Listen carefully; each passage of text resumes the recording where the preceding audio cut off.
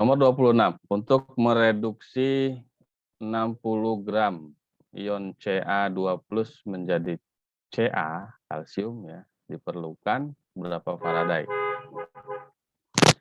Ya, boleh ini langsung saja, berarti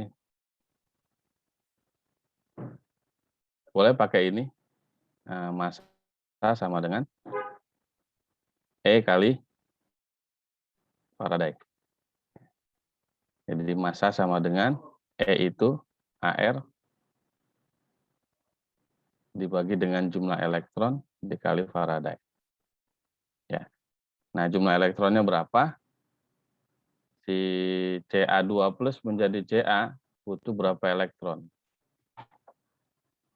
2, Pak. Ya, butuh 2 elektron menjadi Ca. Ya. Sehingga massa itunya 60 gram sama dengan AR 40, jumlah elektronnya 2 dikali Faraday. Ya, sehingga Faraday-nya sama dengan 12 dibagi 4 ya, 3. Gitu. Caranya seperti itu.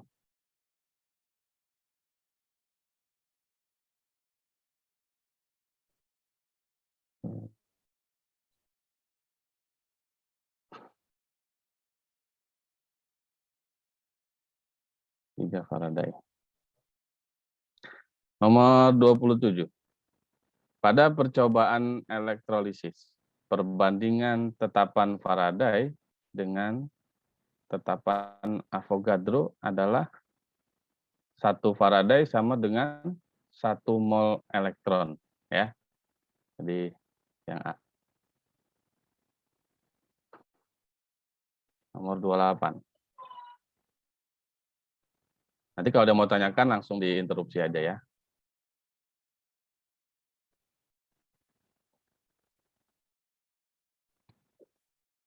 Pada elektrolis CdSO4 menggunakan elektrode karbon. Terbentuk endapan kadmium sebanyak 2 gram di katoda. Massa atom relatif kadmium 112. Volume oksigen yang terbentuk di anoda pada kondisi standar STP adalah, kalau nggak salah pernah kita bahas juga. Kita ulang lagi. Jadi nomor 28, kadmium sulfat. Oke, di katoda terjadi reaksi. Katoda adalah reduksi kation. Ya, kationnya di situ ada CD. CdSO4 berarti CD2+. Ya, reduksi kation berarti CD2+. Ini bukan golongan alkali, bukan alkali tanah, langsung saja jadi CD2+, ditambah 2 elektron menjadi CD, kadmium. Di anoda, lihat batang anodanya, inert atau bukan. Di situ dikatakan menggunakan elektrode karbon, berarti inert. Kalau inert, maka lihat anionnya. Gitu ya. Kalau dia bukan inert, maka nggak usah lihat anionnya, langsung anodanya teroksidasi menjadi kation.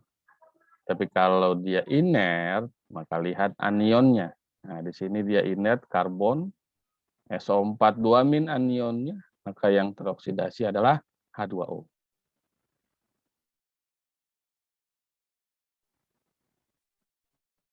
O2 tambah 4H+, tambah 4 elektron. Ya. Ini reaksinya. Sehingga kalau kita gabung reaksinya, elektronnya kita samakan, berarti ini kita kali 2. Ya. Berarti menjadi 2 CD2+ ditambah 2 H2O menghasilkan 2 CD plus O2 plus 4H+. Ya. Oke. Nah, di situ dikatakan terbentuk CD 2 gram. Berarti kalau kita cari, nah ini sudah selesai reaksi elektrolisisnya ya. Reaksi redoksnya sudah selesai, sudah setara pula. Kita cari mol CD-nya. Nah, karena diketahui gramnya, berarti CD sama dengan gram per AR, berarti 2/112 mol. Oke. Kemudian ditanya O2, volume O2, berarti kita butuh mol O2, kita bandingkan dengan koefisien. Ya, mol O2 kalau dibandingkan dengan mol CD sama dengan berapa kalinya mol CD? Nih, berapa? Koefisiennya 1/2. Ini ya, 1/2. Nah, berarti 1/2 dikali mol CD.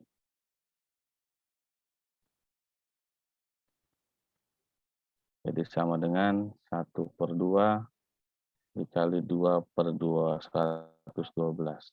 Jadi sama dengan 1/112 mol. Nah, sehingga volume sama dengan 1/112 mol dikali 22,4 pada keadaan STP.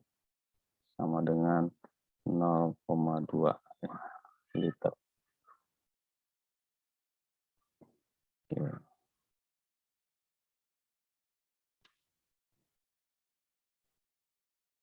Kita lanjutkan.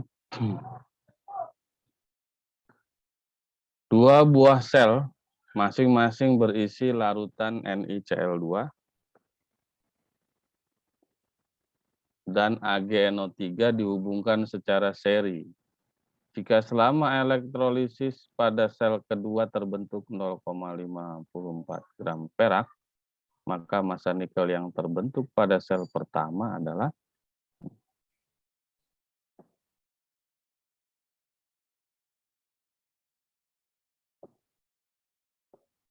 29.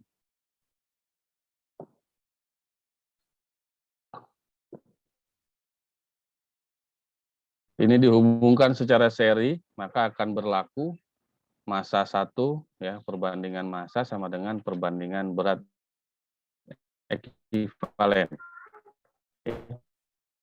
Saya ulangi, karena dihubungkan secara seri atau dialiri arus listrik, maka perbandingan berat ekivalennya. Kok bisa begitu, Pak? Baik.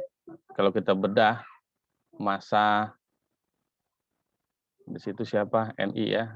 Massa Ni kalau kita bandingkan dengan massa Ag sama dengan berat ekivalen Ni dikali Faraday per ya kan massa sama dengan E kali F. Berat ekivalen Ag dikali Faraday. Nah, karena disusun seri berarti mengalirkan muatan listrik yang sama, berarti Faraday-nya sama. Gitu. Sehingga jadilah ini. Nah, massa Ni-nya itu ditanya, massa Ni ditanya, massa Ag-nya 0,54 gram, sama dengan berat ekivalen Ni berarti ArNi 59 dibagi jumlah elektron. NiCl2 berarti ada Ni2 plus di situ ya, berarti dibagi 2 per massa atom relatif Ag 108 dibagi jumlah elektron. Di situ ada AgNO3, NO3 minus, berarti Ag-nya Ag plus, berarti 1 elektron. Ya, Ag plus jadi Ag 1 elektron. Kalau NiCl2 berarti Ni2 plus, karena Cl-nya kan minus 1 ya, jadi Ni-nya 2 plus, Ni2 plus tambah 2 elektron menjadi Ni. Oke. Sebentar.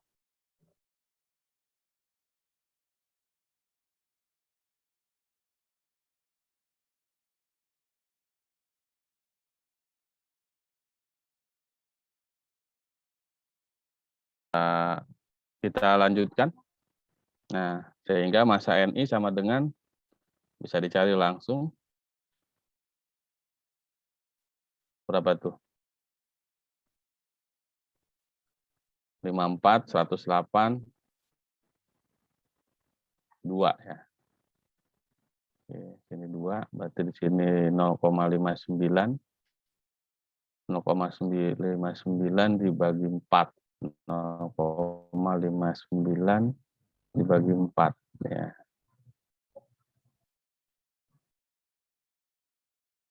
Berarti dapatnya 0,1475 gram. Ya, baik. Kalau dijadikan miligram berarti 147,5.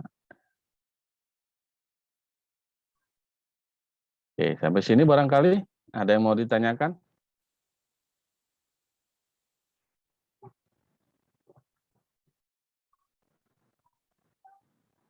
Baik, kalau tidak ada, kita lanjutkan.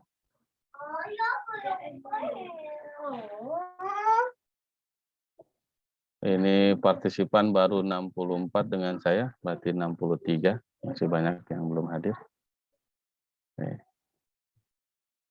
Kita lanjutkan nomor 30.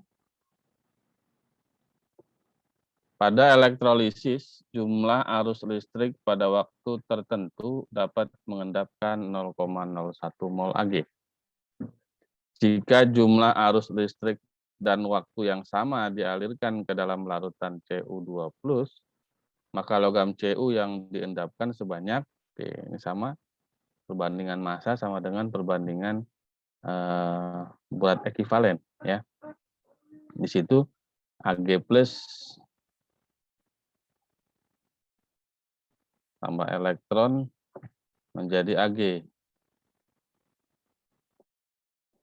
Berarti dia butuh 1 elektron ya. Kemudian Cu2+ di sel yang lain dengan arus dan waktu yang sama, dia mampu mengendapkan Cu. Nah, sehingga kita punya rumusan kan massa itu sama dengan E kali F. Nah, ini saya ulang lagi, E itu AR per N kali F. Nah, massa, ini airnya kita pindahin ke sini. Ini kan sama dengan 1 per N kali F. Gitu kan? Nah, M kali air itu apa? Mol. Jadi mol itu sama dengan 1 per N kali F. Di sini N-nya bukan mol ya, di sini N-nya jumlah elektron. Nah, dengan acuan inilah kita bisa membandingkan sehingga massa molnya Ag per molnya Cu ya, atau mol Cu per mol Ag sama dengan 1 per N kali F kan gitu ya. Nanti F-nya kan sama ya. Nah, berarti Cu itu 1 per 2 kali F per 1 per 1 dikali F. Ya, F-nya habis. Sehingga mol Cu per mol Ag-nya 0,01 sama dengan setengah. Ya, setengah dibagi 1 kan setengah. Gitu. Jadi mol Cu sama dengan setengah dikali 0,01. Ya, sama dengan 0,005. Nah. Oke, seperti itu.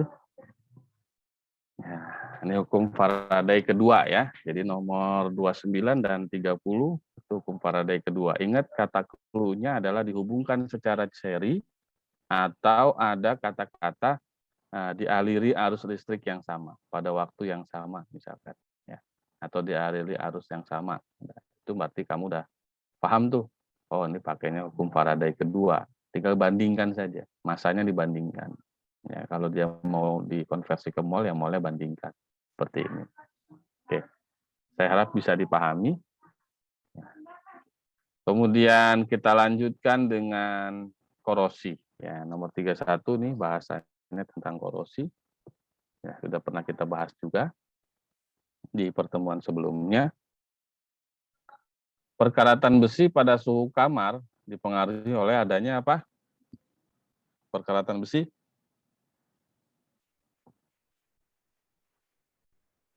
Oksigen dan air ya, Pak. Ya, betul sekali, Timothy. Oksigen dan air. Ya, dua dalangnya ya. Tanpa keduanya nggak jadi karat. Ya, harus ada dua-duanya, oksigen dan air. Kemudian nomor 32, aluminium walaupun tergolong logam reaktif ya karena di bawah minus 0,83 dalam deret volta di sebelah kirinya H2O ya. Tetapi tidak bereaksi dengan oksigen dari udara. Ya. Hal ini disebabkan dilindungi oleh sejumlah kecil pengotornya. Oksidanya membentuk lapisan pelindung yang kuat pada logam. Gas nitrogen dan karbon dioksida di udara melindungi oksidasi aluminium. Membentuk lapisan pelindung melalui reaksi dengan belerang. Aluminium tergolong logam mulia. Ninda ya, nomor E enggak. Yang D juga enggak. Belerang di udara, serem juga ya. Ini enggak. Kemudian ini juga enggak. Kemungkinannya B. Jadi aluminium itu sebetulnya mengalami oksidasi. Aluminium teroksidasi menghasilkan Al2O3. Nah, Al2O3 ini membentuk lapisan.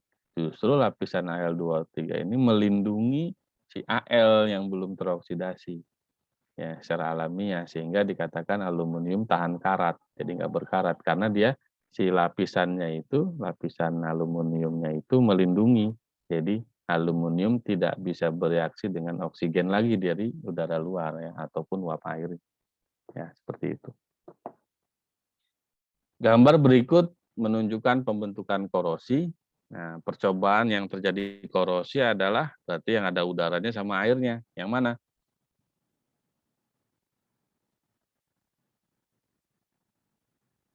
Yuk, nomor Yang 33 yang mana? 1 dan 5 ya, Pak? Ya, 1 dan 5. Oke, Raihan. 1 dan 5. Ini ada udara dan air. Jelas ya. Ini udara tanpa air. Ya. Air tanpa udara. Ya. Tanpa udara dan air. Nah, adanya garam itu mempercepat proses korosi. Ya, mempercepat. Gitu. Jadi kalau di air biasa dengan di air garam, ya lebih cepat terjadinya di air garam, korosi itu. Nomor selanjutnya, untuk Pak, menghambat korosi pada pipa besi yang Pak, dipendam dalam tanah. Ya, saya mau tanya kan yang di kuis kemarin ada yang air panas itu lebih cepat yang mana, Pak? Air panas atau air biasa? air biasa. Kalau air panas kan berarti H2O-nya atau O2-nya ada yang terbang. Dipanasin nih, nah, O2 yang ada di dalam air itu terbang dia ke atas, lepas. Oh, baik, Pak. Nah, jumlah molekul airnya pun apa namanya? Kalau yang sudah dididihkan ya, sudah dipanaskan itu menguap kan. Nah, jadi kandungan oksigen di air biasa dengan di air mendidih itu lebih banyak di air biasa. Oke. Selanjutnya, untuk menghambat korosi, pipa besi yang dipendam dalam tanah dihubungkan dengan logam yang lebih reaktif, ya, seperti Mg. Pada sistem ini, Mg mengalami oksidasi. Jadi yang teroksidasi Mg. Jadi dikorbankan sebetulnya Mg itu. Ya, dikorbankan. Kasihan juga ya. Jadi ini ceritanya pipa. Nah, ini ceritanya pipa, pipa besi ya, dalam tanah nih. Kan nggak mungkin kita cat, ya nggak mungkin kan kita cat atau kita lapisi emas, ya mahal sekali. Hanya untuk pipa saja ya. Jadi gimana caranya supaya awet? Nah, si pipa besi ini ya dihubungkan dengan ya dibuat elektrokimia ya, dibuat elektrokimia. dihubungkan dengan logam yang lebih reaktif ketimbang Fe, yang lebih mudah teroksidasi tentunya. Ya, siapa yang lebih mudah teroksidasi? Kalau dilihat dari deret volta, lihat kalau Baginda cantik nanti meninggal, alamat mana? Kan gitu ya, H2O kan gitu ya. Zaman Kaisar Fe ya, zaman Kaisar Fe. Nah, berarti yang lebih mudah teroksidasi ya di sebelah kirinya Fe. Berarti dari litium sampai kromium gitu. Nah, yang paling mudah teroksidasi siapa ya? Litium. Yang paling bagus ya litium. Cuman masalahnya litium tidak ada dalam keadaan bebas di udara, di alam. Kalium juga. Dia selalu dalam bentuk mineral. Nah, kalium ini kalau dia sendirian, ya dia akan mudah meledak. Ya, kalium, barium. Nah, kalsium juga rapuh dia ya. Rapuh dia. Gitu kan, kayak kapur kan rapuh dia. Natrium juga nggak ada sendirian. Nah, yang paling bagus itu adalah magnesium. Yang paling bagus nih magnesium. Aluminium bisa nggak? Bisa. Mangan bisa. Seng bisa. Kromium apalagi bisa. Kan sebelah kirinya Fe. Tapi kromium mahal ya. Jadi yang paling gampang, murah, dan kuat, tahan lama, itu magnesium. Magnesium itu seperti pita. Ya, kayak pita dia. Modelnya lempengan gitu. Lempengan tipis banget. Ya, macam kayak besi juga, kayak logam gitu. Ya. Kalau dibakar dia menyala nih, dibakar kayak kembang api, menyala. Warnanya putih, cahayanya putih. Kalau besi kan dibakar enggak. Kalau magnesium dibakar ya menyala. Jadi dihubungkanlah dengan Mg. Nah, kita punya prinsip kan, kalau yang lebih kecil itu ditempatkan sebagai anoda di antara dua elektroda kan gitu, antara magnesium dengan Fe. Jadi ini ditempatkan sebagai anoda. Nah, ini ditempatkan sebagai katoda. Gitu. Nah, katoda mengalami reduksi. Ya, justru Fe-nya tambah banyak ya. Nah, katoda mengalami reduksi kan nggak ada ionnya di situ. Ya. Jadi Fe-nya tidak ngaruh. Tetap tahan lama dia, ya, tidak berkurang, tidak teroksidasi. Nah, justru si Mg inilah yang teroksidasi karena anoda itu kan oksidasi. Ingat karedoks, katoda reduksi, anoda oksidasi. Nanti lama-lama si Mg ini akan berkurang masanya, terkikis dia kan karena sudah teroksidasi, habis. Nanti secara berkala diganti. Hal yang sama pun dilakukan ketika melindungi atau mencegah korosi pada baling-baling kapal ya, juga sama kayak gitu. Oke. Namanya apa? Perlindungan katodik ya, cathodic protection ya. Ini namanya perlindungan katodik.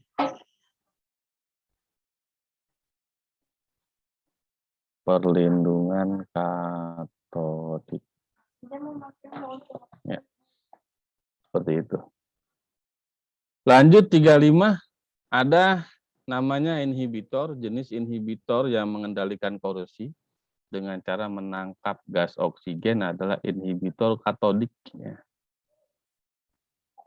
Inhibitor katodik. Oke, nanti saya kasih teorinya. Ya. Oke, selesai untuk pembahasan kita melanjutkan yang kemarin. Barangkali ada yang mau ditanyakan.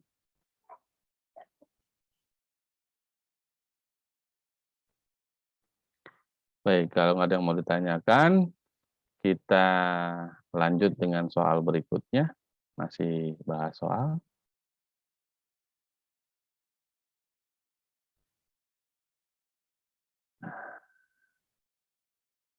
Ini saja ya dari konsentrasi ya. Dari konsentrasi kita review lagi. kemudian sifat koligatif, kemudian baru masuk ke elektrokimia lagi. Mudah-mudahan cukup waktunya. Nomor 1.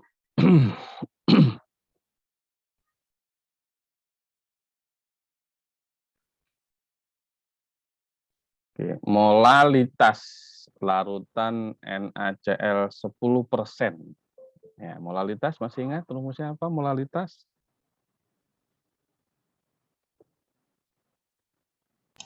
Massa per air ya. Massa per Ya, air kali bagi massa air. betul. Jadi molal sama dengan gram per mr dikali 1000 per P ya, massa air. Kalau NaCl 10% itu artinya apa? Zat terlarutnya 10% dalam hal ini NaCl, airnya 90%. Ya. Jadi NaCl-nya 10%, airnya 90%. Gitu. Jadi ini sama dengan 10% dibagi MR-nya 58,5 dikali 1000 per 90. Mohon dibantu berapa hasilnya? 1,89. 1,89. Ya, baik. Molal ya.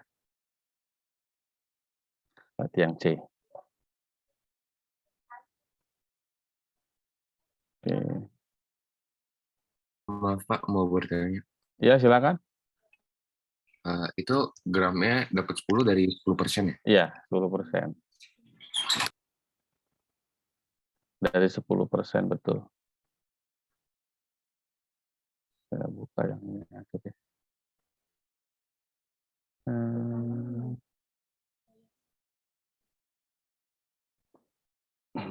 Sama aja ya.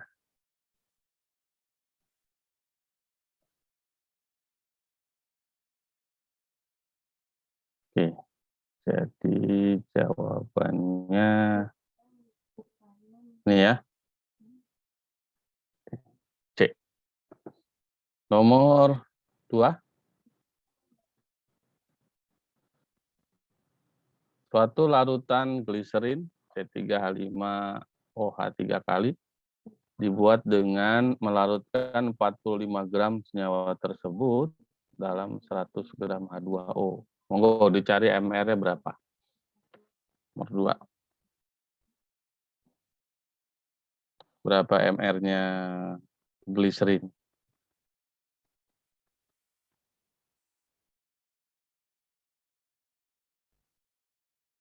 C3 36.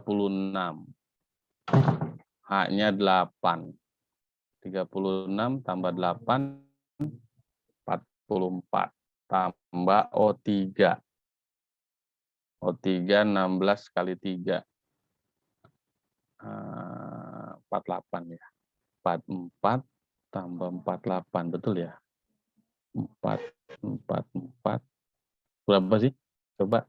92 ya Pak. 92. Oke. Berarti ini 92. Ya. Berarti molal sama dengan masih gram per mr, berarti 45 per 92 dikali 1000 per 100. Ya. 450 per 92. Sekitar 5 ya. 450 dibagi 90 ada 5 ya, sekitar 5, berarti 4,89 kemungkinannya ini. Ya. Oke.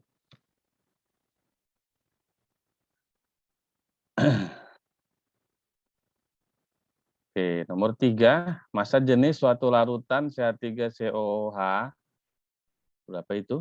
5,2 molar adalah 1,04 gram per mili. Jika MR dari CH3COH sama dengan 60, maka konsentrasi larutan ini dinyatakan dalam persen berat asam asetat adalah ya, tadi 4,89 betul ya ini ya. Kalau saya salah hitung tolong dikoreksi ya.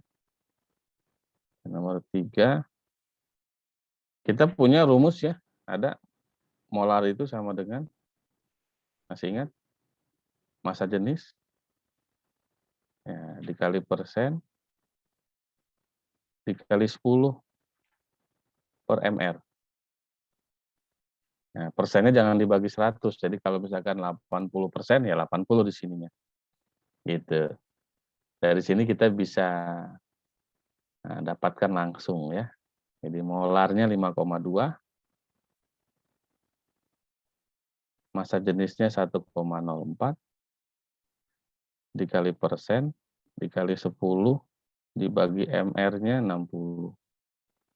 Nah, berarti persen sama dengan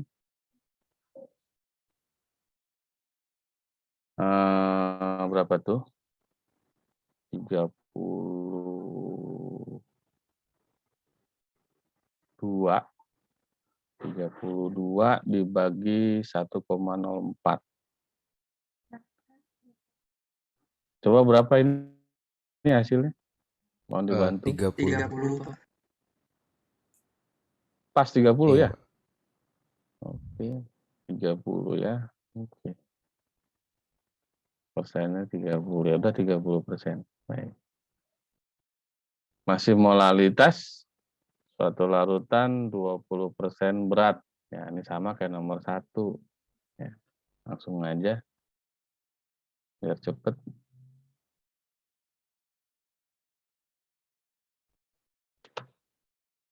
Berarti molal sama dengan 20% per, ya diambilnya dari 20% ya. 20% per 46 dikali 1000 per 80% berarti kan. Gitu. Apa nanti persennya bisa hilang.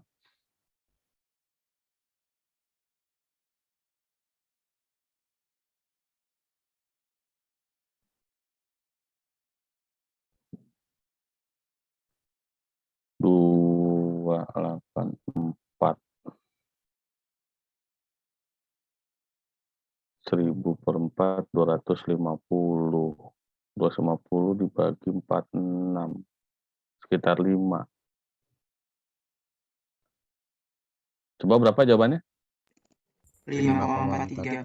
Ya, berarti 5,4 ya, sekitar 5 ya. Ini lanjut nomor 5, fraksi mol suatu larutan metanol dalam air 0,5. Konsentrasi metanol dalam larutan ini dinyatakan dalam persen berat adalah 0,5 fraksi molnya. Fraksi molnya 0,5 itu kan setengah. Ya. Betul nggak? Ya, fraksi mol setengah. Totalnya berapa berarti?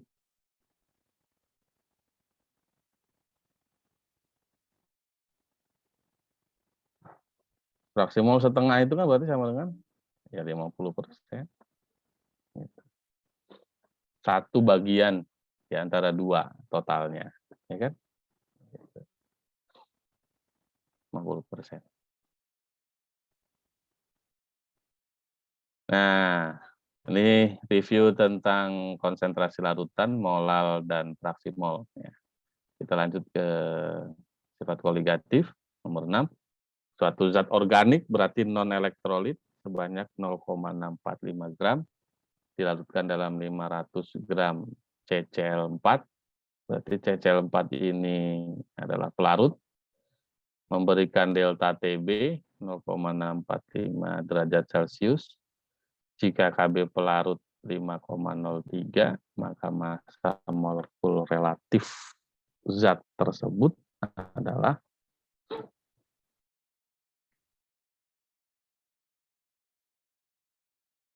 nomor 6, delta TB. Delta TB sama dengan KB kali molal. Delta TB-nya 0,645 sama dengan KB-nya 5,03.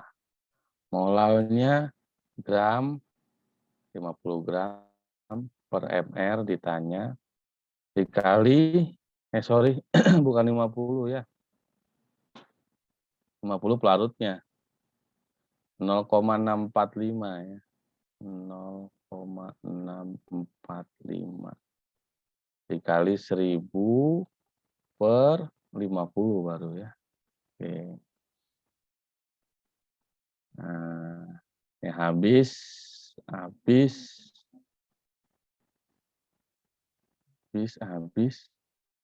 DMR-nya berapa?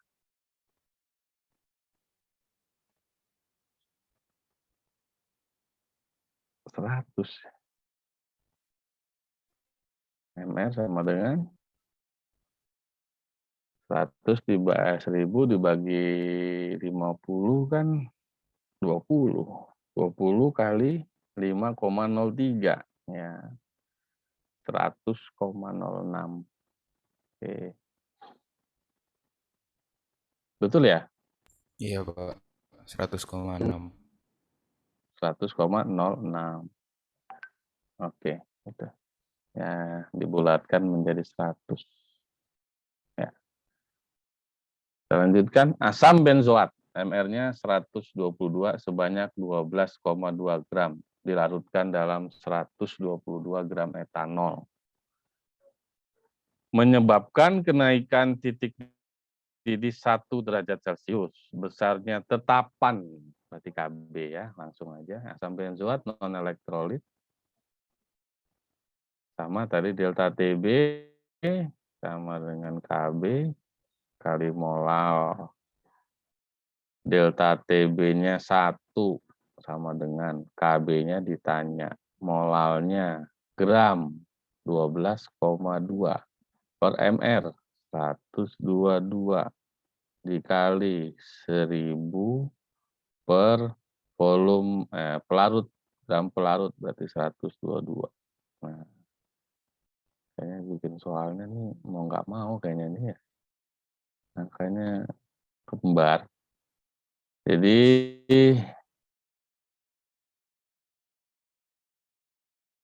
KB sama dengan coret-coret 10, coret. Ini coret-coret 10, coret-coret 100. Jadi 122 dikali 1 dibagi 100 ya, jadi 1,22. Oke. Ya. Lanjut nomor 8. Untuk menaikkan titik didih mulu ya. 250 mili air. Untuk menaikkan titik didih 250 mili air menjadi 100,1 derajat Celcius. Pada tekanan 1 atmosfer, maka jumlah gula yang harus dilarutkan adalah nomor 8.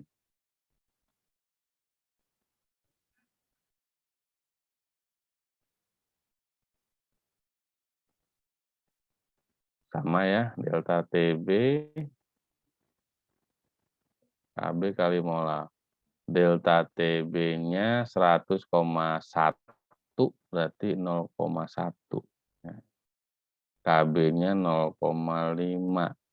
Molalnya gram per mr 342 dikali 1000 per volume air 250. Nah, jadi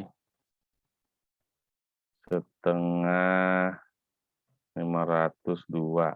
34,2 dibagi 2. Ya, berarti gram sama dengan 34,2 dibagi 2. Berarti 17,1.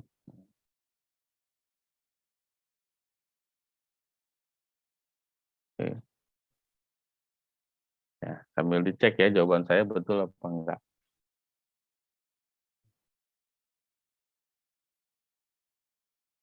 Setengah betul 502.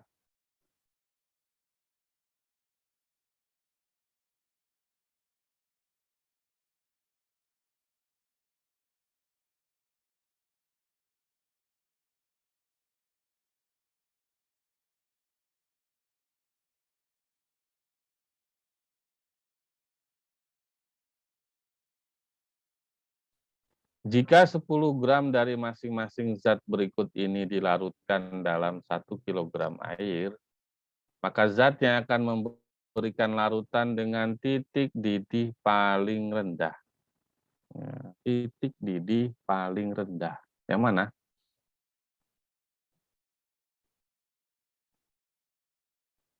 Titik didih Yang paling rendah. MR-nya paling besar bukan, Pak?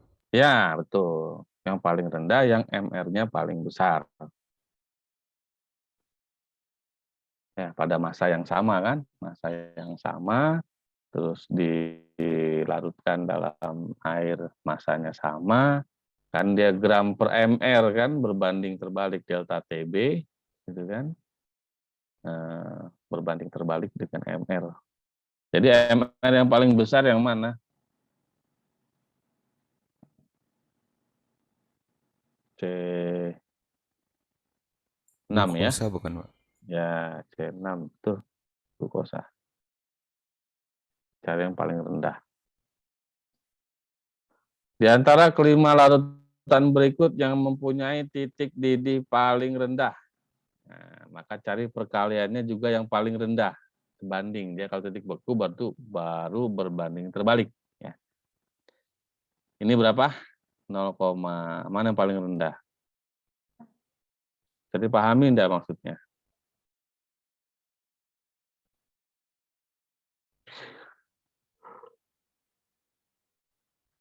Mana yang konsentrasinya paling rendah? Konsentrasi paling rendah dikalikan dengan jumlah ionnya. Ya. Yang paling rendah nilainya, nah itulah yang titik didihnya paling rendah. KCl itu ionnya 2, berarti 2 kali 0,03, 0,06. Mg NO3 2 kali itu 3 jumlah partikelnya. 1 Mg, 2 NO3. 3 kali 0,02, 0,06. Ya, sama. NaCl itu 2, Na1, Cl1. Na plus dan Cl min. 2 kali 0,02, 0,04. Al2SO4 3 kali itu 5. Al-nya 2, SO4-nya 3. Jadi ada 5. Ya, Al3 plus SO4 2 min. 5 kali 0,01, 0,05. K, AlSO4. K, AlSO4. Jadi K-nya sendiri, AlSO4-nya satu kesatuan ya. Jadi K plus dengan AlSO4 minus. Jadi 2 jumlah ionnya. Yang ini. 2 kali 0,03, 0,06. Berarti yang paling rendah adalah yang C. Ya. Itu. Jadi 0,06, 0,06, 0,05, 0,06. Nah, hal yang sama, lihat nomor 12. Sebelum kita ke 11. Di antara kelima macam larutan di bawah ini, yang titik bekunya paling tinggi, berarti berbanding terbalik ya. Titik bekunya paling tinggi, maka cari yang paling rendah. Gitu. Kalau titik didih sebanding. Yang paling tinggi ya cari yang paling tinggi, yang rendah ya paling rendah. Kalau ini berbanding terbalik. Yuk, cari yang paling rendah yang mana? Na2CO3 itu ada 3, Na-nya 2, CO3-nya 1. Oke. Ada 3 kali 0,3, 0,9. Ya, yang A 0,9. Yang B, CH3COH itu ada 2. CH3CO min dan H plus ada 2. 2 kali 0,5, 1. Ya. Berarti yang tadi A berapa? 0,9, yang B 1. Mg Cl2 ada 3. Mg-nya 1, Cl-nya 2. 3 kali 0,8, 2,4. Mg NO3 2 kali juga ada 3. Ya, 3 dikali 0,2, 0,6. CuSO4 ada 2. Cu sendiri, Cu2 plus, SO4 sendiri. Jadi 2 ion. 0,2 dikali 0,2 sama dengan 0,4. Berarti ini yang paling rendah ya. Ini 0,9, 1, 2,4, 0,6. Yang paling tinggi titik didihnya yang paling rendah. Gitu. Ingat ya, jangan sampai nggak bisa. Nomor 11. Jika diketahui tekanan osmotik larutan 10 gram asam benzoat dalam benzena adalah 2 atmosfer pada suhu tertentu, maka larutan 20 gram senyawa dimernya dalam pelarut yang sama mempunyai tekanan osmotik sebesar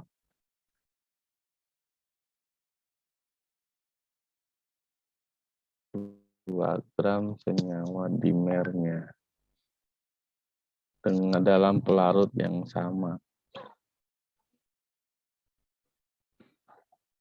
Oke, sama dengan nomor 11 tuh kita bandingkan.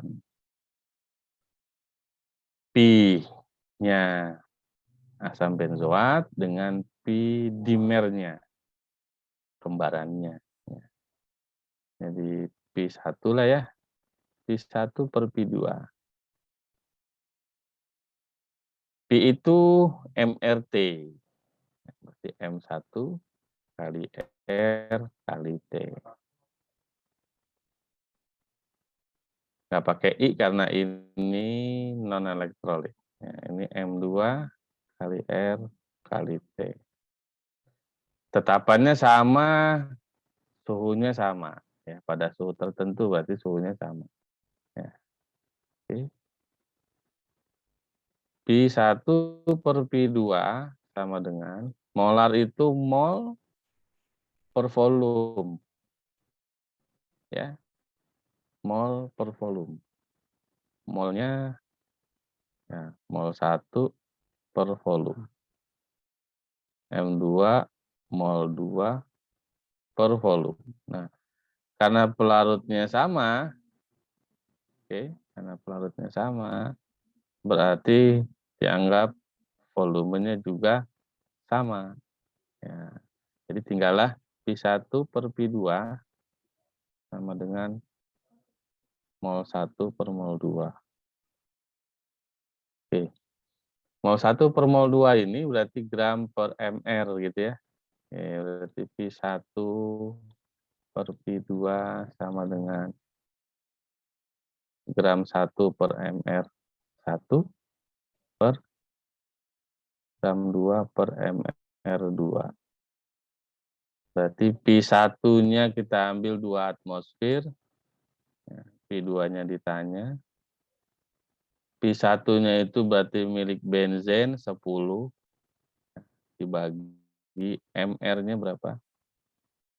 Nah, dihitung tuh MR-nya. C6H5COOH. C6H5COOH. Berapa? Coba dihitung. 122, Pak. 122. Oke.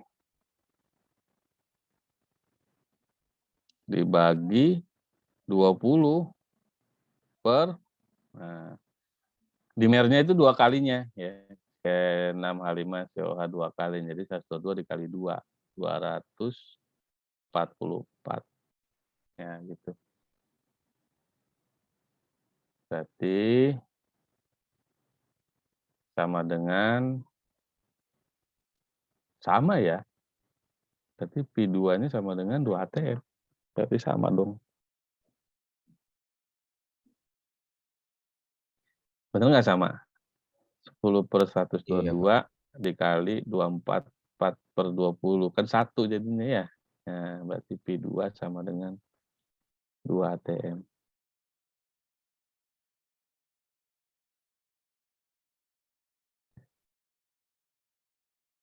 P-nya sama.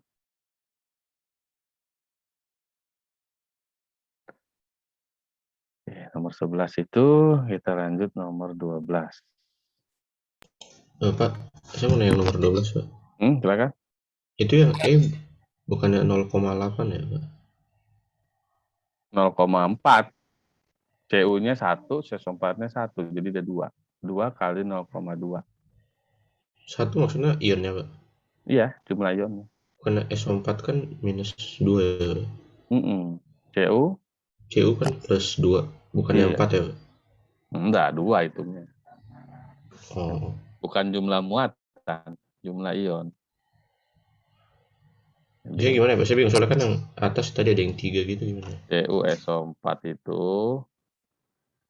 Cu2+, ini satu nih, satu badan, ya, dengan SO4 2-. Ini satu badan, gitu. Berarti Jadi kalau 2 ion. 2 CU2 plus baru itu 2 ion ya, Pak? Kalau Cu2SO4, nah berarti Cu-nya ada 2. Itu berarti Itu 2 sama ion. kayak 2. kayak Na2, ya, sama kayak Na2CO3. Na-nya itu Na plus, satu badan. Ada 2 kan? Berarti 2 Na plus. Dengan CO3 2-, satu badan. Sebetulnya ini penulisannya nggak gini, nggak 2 Na plus. Jadi Na plus, gitu, ada 2 Na plusnya. Gitu. Berarti 5 yang ini ya, Cuman Pak? ini 3 3. ionnya. Oh, yang 5. Iya, 1, 2, 3. Nah, dalam penulisannya baru 2 Na plus ditambah CO3 2-. Gitu. Ya, yang belum paham mengalin ion, gitu caranya. Ya, MgCl2.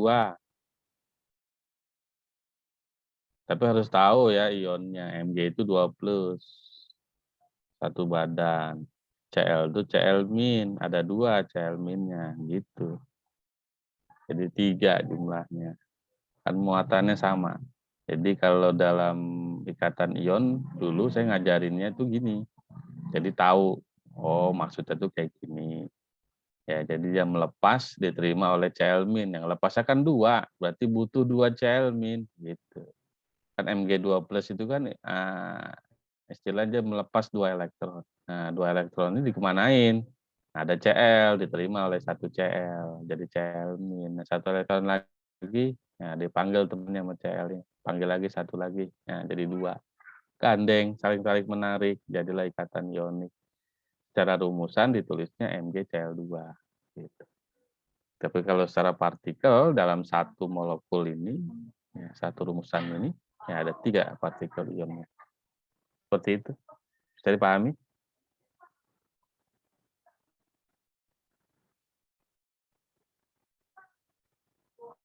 Oke, masih 63, bertahan di 62, berarti ada sekitar 10 orang tidak hadir. 13. Baik, suatu larutan urea dalam air mempunyai penurunan titik beku, ya, 0,372 derajat Celcius bila Kb, sebetulnya bukan Kb nih ya. Oh, dia pakainya Kb dan Kd. Berarti pakai bahasa Indonesia ya. Jadi Kb-nya itu B-nya beku, Kd, D-nya didih. Ya, dia pakai bahasa Indonesia. Harusnya kalau in English-nya Kf dan Kb. F-nya freeze, B-nya boil. Ingat ya. Oke, ini dalam bahasan ini dia pakainya B-nya Indonesia, beku, dan KD, D-nya didih. Maka kenaikan titik didih larutan urea tersebut adalah, baik, kita bandingkan.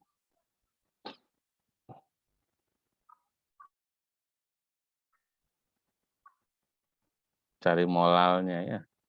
Molalnya sama ini. Suatu rata-rata dalam air berarti molalnya sama.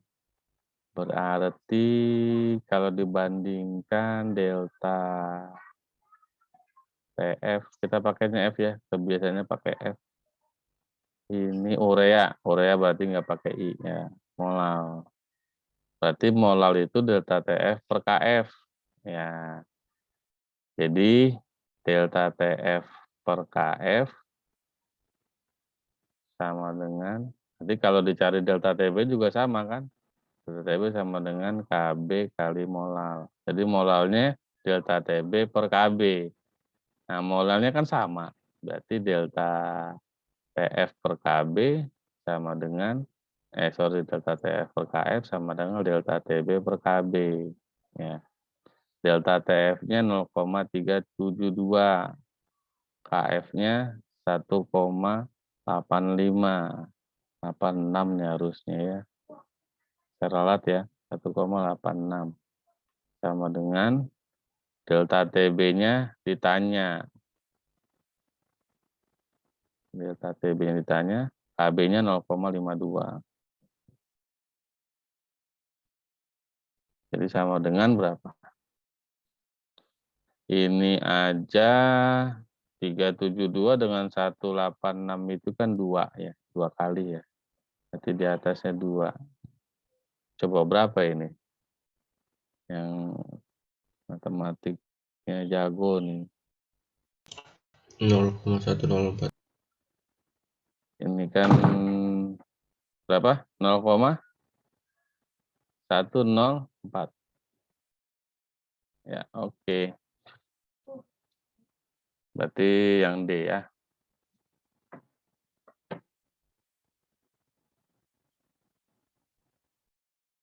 Nomor 14, supaya air sebanyak 1 ton. 1 ton itu berapa kilogram? Ada yang tahu? 1000. Hah? 1000. 1000 ya. 1 ton 100 kintal. Ya, 100 kintal ya. 100 kintal, 1 kintal 10 kilo. Ya.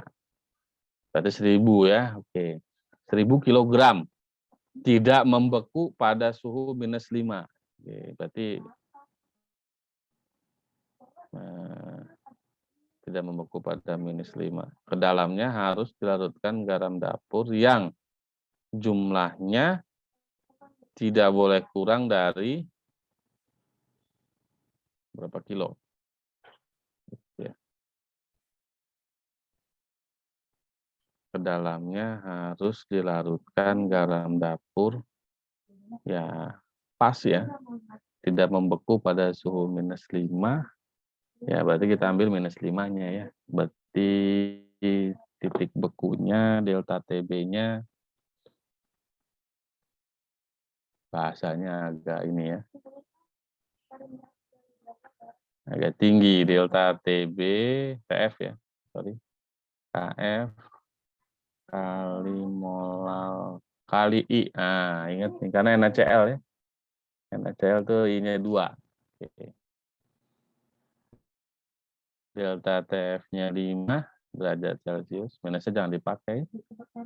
KF-nya 1,86. Oke, masanya diinginkan, MR-nya 58,5 kali 1000 per 1 ton. Oke, 1 ton 1000 kilogram. Berarti berapa gram? Ya, berarti 10 pangkat 6 gram. ya 10 pangkat 6 gram ya. Boleh di sininya pakai 1000 per 10 pangkat 6 atau 1 per 1000 gitu. Boleh. Jadi 1 per 1000. Kali I-nya 2.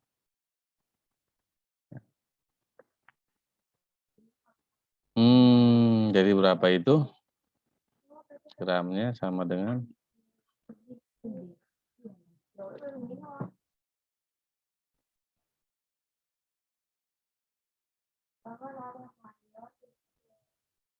ini 1000 ya. 1 per 1000 kilogram. Salah ya? 10.000 ya? Sorry ya. 10.000 nih. 10.000 kilo. 1000 apa 10.000? 1000, Pak. 1000 kilo ya? Oh ya benar. 1 ton 1000 kilo ya, betul ya? Ya. Berarti berapa tuh?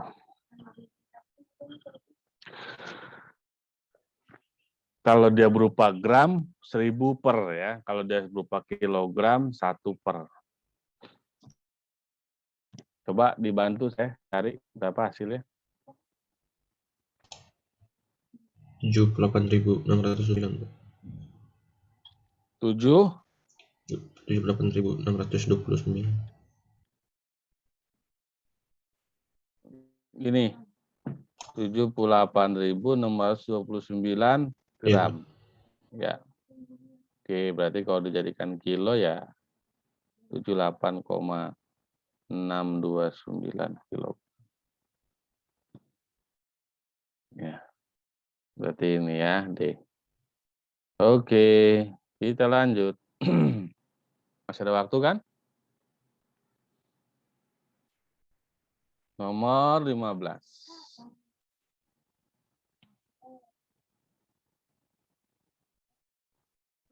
Kenaikan titik didih molar air 0,5 derajat Celcius. Ini apanya nih?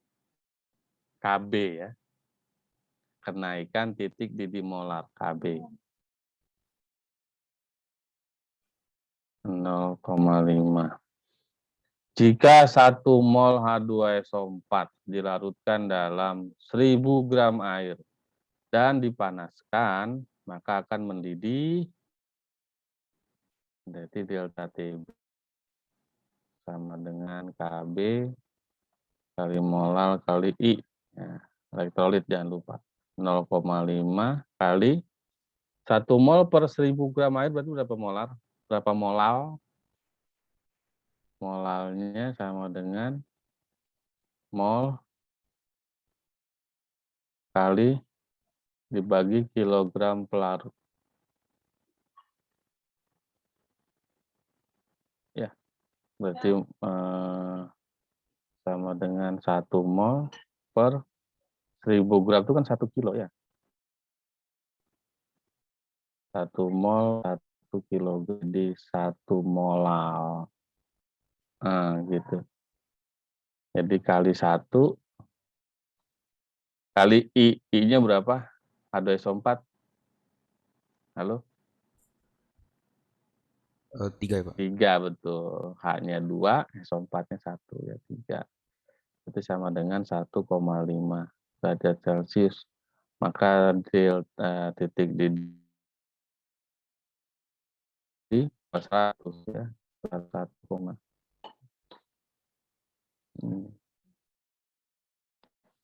Oke, 15 soal sudah direview ya, paling tidak ingat-ingat kembali.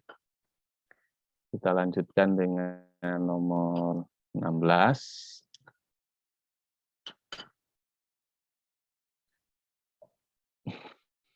Reaksi berikut yang bukan merupakan reaksi redoks. Kalau udah ada N2-nya, bisa dipastikan redoks. Ya, sendiri kan 0 ya. Cl2 0 ya redoks. Cu 0. Berarti jawabannya antara B dengan E. Coba mana yang tidak berubah?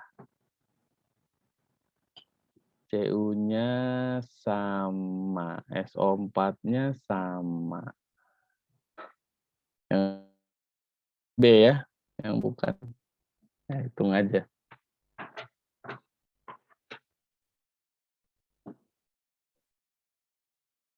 Ya, di sini CR-nya udah berubah. Di sini CrO3, O-nya kan -6, berarti CR-nya +6. Nah, di sini CrOH3, OH itu -1, berarti CR-nya 3+ sudah berubah ya, yang E. Ya betul yang B. Baik, pada reaksi redoks apa itu? ICl. ICl.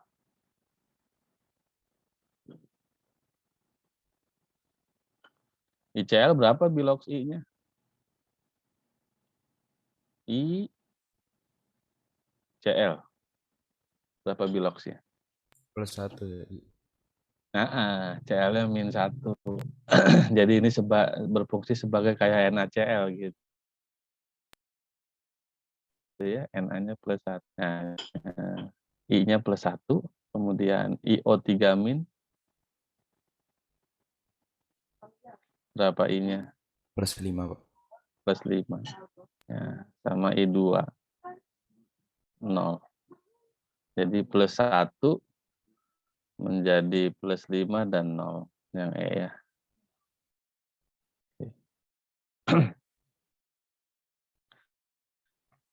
18. Nah, ini potensial sel ya, gampang ya. NI dan PB, yang kecil sama yang besar. Tinggal dikurangi aja, besar kurang yang kecil. Ya, yang besar yang mana? Yang PB Pak. Yang PB, ya udah berarti minus 0,13 dikurang minus 0,25. Jadi minus 0,13 plus 0,25. Yang C ya. Itu gampang, yang besar kurang yang kecil. Itu aja. Jangan terbalik ya, 0,25 lebih kecil ya, ada minusnya. Ya. Jadi yang lebih kecil ditempatkan sebagai anoda. Yang lebih kecil ditempatkan sebagai anoda. Diketahui data potensial berikut, reaksi yang tidak dapat berlangsung pada keadaan standar adalah yang tidak dapat berlangsung itu yang N0 selnya negatif. Boleh kamu hitung satu-satu. Boleh. Jadi N0 sel itu kan yang mengalami reduksi. Jadi E0 sel atau GGL ya, kemarin kita bahasanya GGL. E0 yang mengalami reduksi dikurang E0 yang mengalami oksidasi. Atau bisa juga E0 katoda dikurang E0 anoda. Atau bisa juga E0 besar dikurang E0 kecil, yang lebih kecil ya. Gitu. Jadi ini trik aja ya, trik aja. Dia bisa berlangsung spontan kalau E0 selnya lebih besar. Ya. Reaksi redox dapat berlangsung. Oke, mohon maaf, udah mau habis baterainya. Saya cas dulu sebentar. Maaf ya.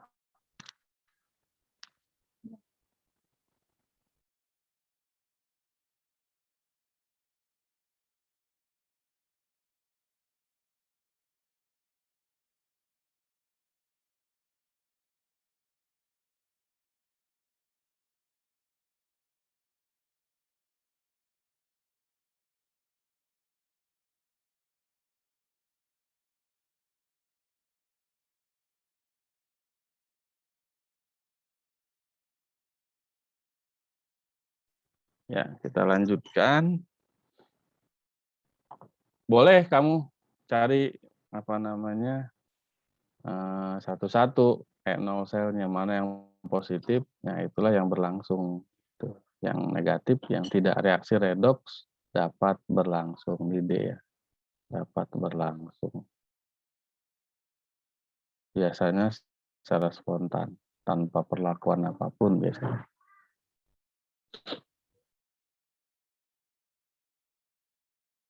Nah, tidak mencari N0 selnya, tapi pakai prinsip deret volta ya. Disusun dari yang paling kecil. Siapa yang paling kecil? C. Susun C-nya. C. Setelah C siapa? Yang paling kecil? A. Habis A, D. Baru B. Nah, di bawahnya kamu tulis ionnya. C itu C2+, A itu 2+, semua 2+ ya. D2+, B2+. Jadi reaksinya, tulisnya dibalik gitu ya. Kan reduksi ini. Ini kan E itu kan potensial reduksi. Jadi ini dibalik. Yang hasilnya di atas, ionnya di bawah. Gitu. Nah, sehingga Dia bisa berlangsung kalau posisinya logam dapat mereduksi ion logam di sebelah kanannya. Nah, ini bisa berlangsung. Jadi C dengan A2 plus bisa, D2 plus dengan C bisa. D2 plus dengan A dengan D2 plus bisa, tapi A dengan C2 plus nggak bisa. Dengan B2 plus bisa. D juga bisa. Nah, tuh. B2 plus dengan A. B2 plus dengan A bisa. B2 plus dengan C bisa. Ya, lihat pilihannya. A2 plus dengan D. Nah, ini nggak bisa. A2 plus dengan D nggak bisa. Ya. B2 plus, ya, A2 plus dengan D nggak bisa. B2 plus dengan D bisa. A2 plus dengan C bisa. Ya, berarti yang nggak bisa adalah yang A2 plus dengan D. Yang ke sini nggak bisa. Gitu. Bisa dipahami? Halo, monitor? Bisa, Pak. Bisa ya? Sepi-sepi aja nih. Oke, lanjut nomor 20. Oh, masih banyak ya. Nah, masih banyak sampai 35 ya. Nanti silakan diteruskan sendiri ya kalau nggak cukup waktunya. Baik, unsur Mn yang mempunyai bilangan oksidasi sama dengan Cr dalam K2 Cr2O7 yang mana?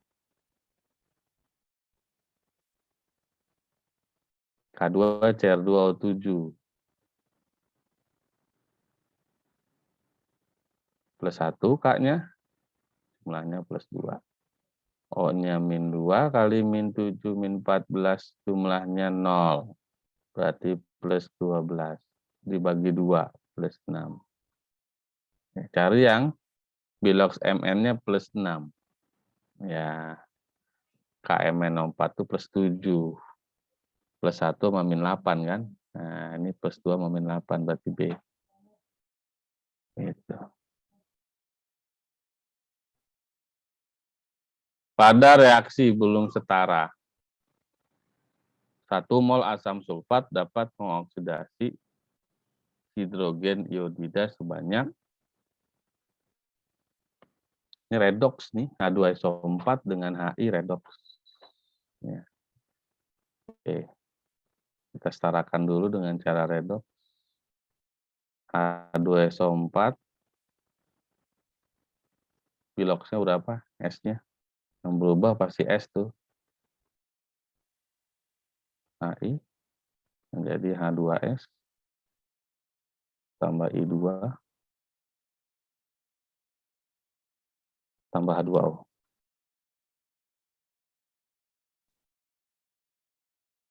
Nah, tambah H2O. Oke. Ini min plus 2, min 8 berarti plus 6 ya. Ini plus 2, S-nya berarti min 2. Oke, berarti perubahannya berapa? Dari 8. plus 6 ke min 2, 8 elektronnya. Oke. H plus 1, min 1 ke 0. Berarti ada berubah 1 elektron. Oke. Setarakan atom yang mengalami perubahan bilox. Yang mengalami perubahan bilox adalah S, sudah sama S-nya. I, nah ini ada I2, ini baru 1 berarti dikali 2. Maka elektronnya pun kali 2. Ya. Baru dikali silang. Oke, kali 1 kali 4. Kali 1 kali 1 S-nya. Nah, ini kali 4 jadi 8. Ya. Kali 4 jadi 8. Oke, ini kali 4. Ya, sudah. Oke, tinggal H2O-nya. Nah, O-nya ada 4 ya, tinggal ini 4. 4 H2O. Oke, karena H-nya ada 8. Jadi butuh 8 ya, karena sini H2SO4-nya sudah ada 2, H-nya sudah ada 2, sini hanya 8, ya sudah, berarti kali 4. Maka 1 mol asam sulfat dapat mengoksidasi hidrogen iodida ya 8 mol. Gitu. Berarti ini 8 mol. Yang berperan sebagai oksidator nomor 22 pada reaksi redoks ini yang berperan sebagai oksidator berarti yang mengalami reduksi. Siapa yang mengalami reduksi? Siapa? Coba. MN ya? Ya, MN apa? MnO2 jadi MnO2, betul. Dia yang mengalami. Jadi kalau oksidator reduktor itu berarti adanya di sebelah kiri. Jangan pernah memilih yang di sebelah kanan. Ini hasil. Ya. Jadi kemungkinannya ya 3 ini. MnO2, H2SO4, NaI. Kalau NaI, Imin mengalami I2. Mengalami apa dia? Mengalami oksidasi. Ya berarti dia reduktor. MnO2 O-nya min 2, berarti min 4. Berarti Mn-nya plus 4. Di sini plus 4, di sini MnSO4. SO4 itu 2 min, berarti Mn-nya 2 plus. Nah, dari plus 4 ke plus 2, itu turun reduksi, berarti oksidator. Ya. 23. Ini udah ada nih, nggak gampang nih. Berarti B-nya 5 nih. Kan CO2-nya 10. Kelihatan nggak nih saya?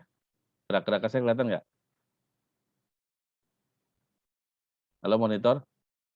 Kursor saya kelihatan nggak nih? Kelihatan, Pak. Oke, ini 10 CO2, berarti C-nya 10, berarti B-nya 5. Ya, dapat B-nya 5. Sekarang cari A. Ya, A-nya, kalau B-nya 5, berarti O-nya sudah ada berapa di sini? 20. Nah, di sini O-nya ada berapa? 10 kali 2, 20, ini 8, 28. Berarti kurang 8 di sini O-nya. Berarti kali 2. Ya, 2 dan 5. Oke. Nah, itu nggak usah disetarain pakai cara PBO ya, kelamaan. Gitu. Tapi yang bingung di sini, oh enggak, udah betul ya. Baik, kita lanjut. Logam A dapat mendesak logam B dari larutannya. Berarti posisinya A di sebelah kirinya B. Logam C dapat mendesak logam B dari larutannya. Logam C dapat mendesak logam B dari larutannya. Berarti C ada di sebelah kirinya B. Tinggal A sama C. Logam C tidak dapat mendesak. Berarti C adanya di kanan B. Ya, berarti jadinya A, C, B. Ya. Pertanyaannya, urutan potensial reduksi yang semakin negatif. Ini kan ACB berarti semakin positif, ke kanan semakin tinggi.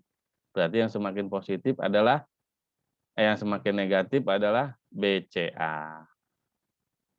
Gitu. 25. Pada suatu sel elektrolisis terjadi oksidasi di katoda salah, reduksi pada anoda salah, ya reduksi pada katoda. Oke. Perpindahan kation ke elektroda positif, salah ya, harusnya ke elektroda negatif. Ya, sampai nomor 25, saya pikir kita cukupkan, sudah jam 9.36, 4 menit lagi istirahat. Sudah istirahat nih ya? Bentar lagi masuk jam kelima ya, jadi nanti jam kelimanya bisa istirahat. Baik. Atau mau lanjut enggak? Cukup ya? Nanti ini bisa dikerjakan sendiri ya. Halo monitor. Kita ambil foto dulu sambil saya absen. Stop dulu.